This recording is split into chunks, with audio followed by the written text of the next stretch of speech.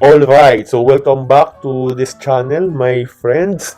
For this video, since a lot of you is asking what is the difference between the bold, the underline, and the italic text, that will be our topic for today.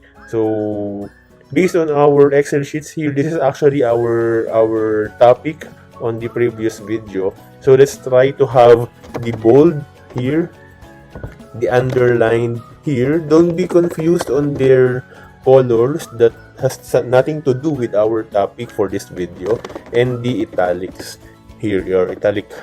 Okay, so let's make them centered. By the way, just a tip, for your text to be centered, just click Control and letter E.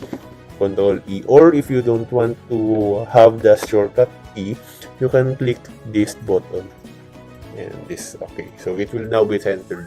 Now, for the bold text, just click this, and it will now be bold. Bold means the strokes of your text is thick, not thin, or not the usual one. Okay, so for the underline, just click this U symbol with underline below the letter U.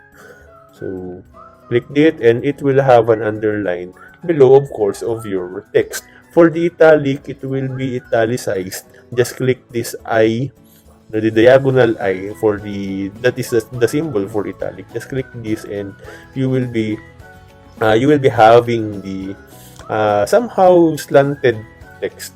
So actually, this is used for links, especially this underline and italics. If you are having some website links, and it is, by default, it is actually colored blue. For bold, this is basically used if you want to emphasize things, or if you want to emphasize titles, or any words that is inside, or that is a part of your Excel work. Alright, so that's basically the difference between bold, underline, and italic text. I hope you learned something from very short video tutorial, and please keep updated for our next tutorials regarding Microsoft Excel. So thank you for watching this video. Keep safe always, and don't forget to like, share, and subscribe to this channel for more related content. Bye-bye.